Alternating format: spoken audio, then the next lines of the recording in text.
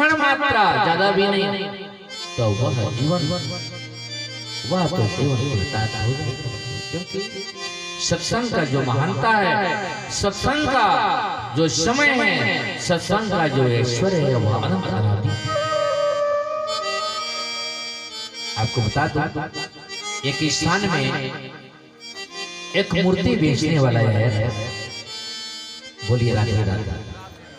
एक जगह एक मूर्ति बेचने वाला आया था, 3 मूर्तियां थी और तीनों का एक साइज था, एक साइज,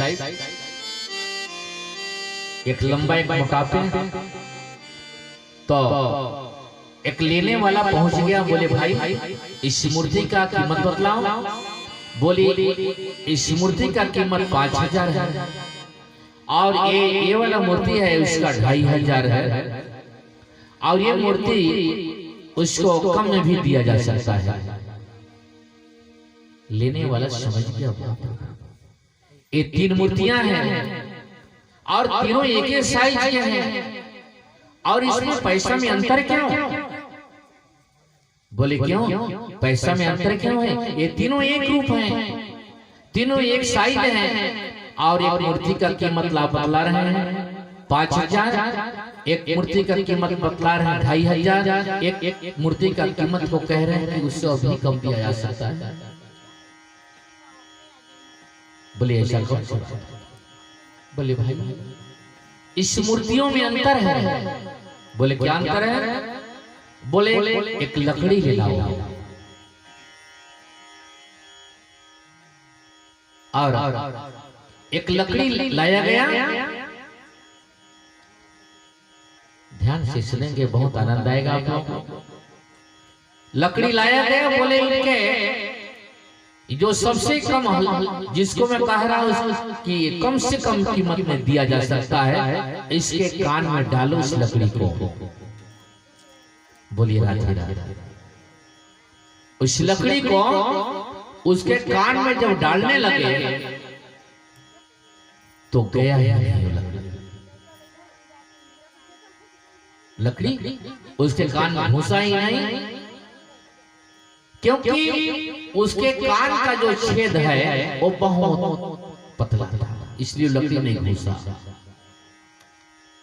और बोले दूसरे मूर्ति में डालो और जब वह लेने वाला उस मूर्ति को, उस लकड़ी को दूसरे मूर्ति के जब कान में डाला तो जैसे डाला वो डंडे को कान में, वैसे इधर से वो निकल गया।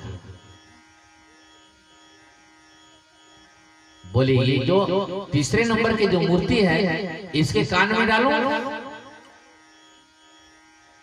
फिर डंडा को लाया गया और तीसरी मूर्ति का कान में जब उसको उस डंडे को डाले तो बिल्कुल बीचों बीच रह गया, इधर निकला नहीं। बंधु इसी प्रकार श्रोता, ठीक इसी प्रकार हमारे इस पंडाल के अंदर श्रोता आएंगे सुनने के लिए 9 दिन तक। एक मूर्ति और रहेगा जिनको सुंदर 9 दिन तक कई वेद वेदांत का, कई ग्रंथों का, कई श्लोकों का, कई चौपाइयों का उल्लेख करके ज्ञान का इस मंच से प्रकाश किया जाएगा, फिर भी उसके कान में घुसेगा नहीं। बोलिए राधे राधे, बजाइए ताली। वो ज्ञान उसके कान में घुसेगा ही नहीं, 9 दिन तक सुंदर सत्संग सुनेगा, लेकिन वह ज्ञान उसके कान के अंदर घुस नहीं सकता, क्योंकि उसका कान का छेद बहुत छोटा है।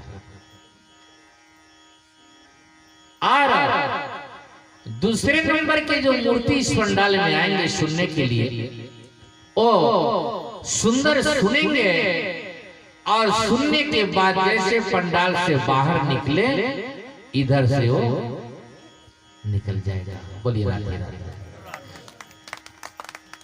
और दूसरे नंबर की भी मूर्ति इस पंडाल के अंदर 9 दिन तक कथा सुनेंगे वो भी, लेकिन इधर से डालेंगे और इधर वो निकल जाएगा। और तीसरे नंबर के जो मूर्ति है, 9 दिन तक सुंदर इस ज्ञान गाथा को सुनकर अपने जीवन में धारण कर लेगा। वो डंडा कभी नहीं निकल सकता। बोलिए राधे। तो ठीक इसी प्रकार 3 प्रकार का जो मूर्तियां हैं, उस मूर्तियां में कितने नंबर का हमको होना चाहिए? क्यों?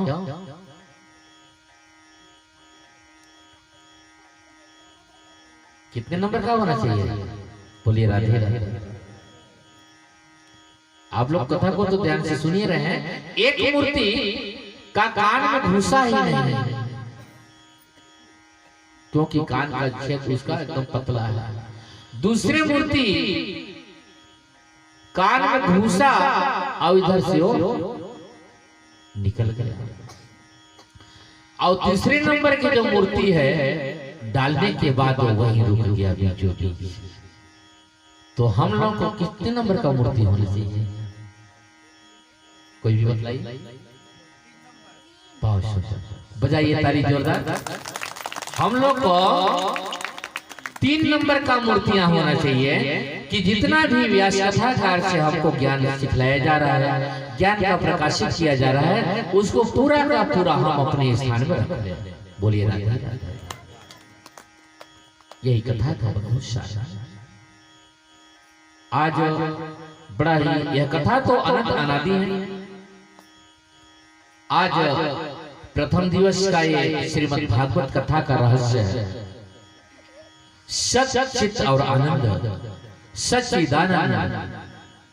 सत्य को जब अपने चित्त में चित्त को जब सत्य में लगाएंगे, मन को सत्य में जब लगाएंगे, तब उसे आनंद मिलेगा। और जब हमको आनंद मिलेगा तो प्रभु का हमको अनुभव करने का समय प्राप्त होगा।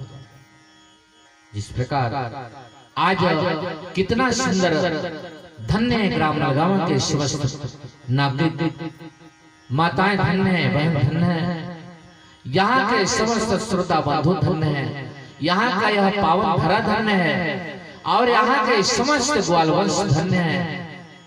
अन्य गैर समाज भी यहाँ के धन्य हैं, जो अथक प्रयास से सर्वसम्मति से भगवान कन्हैया का दरबार लगातार 3 वर्षों से इस ग्राम में जो है लगा रहा है।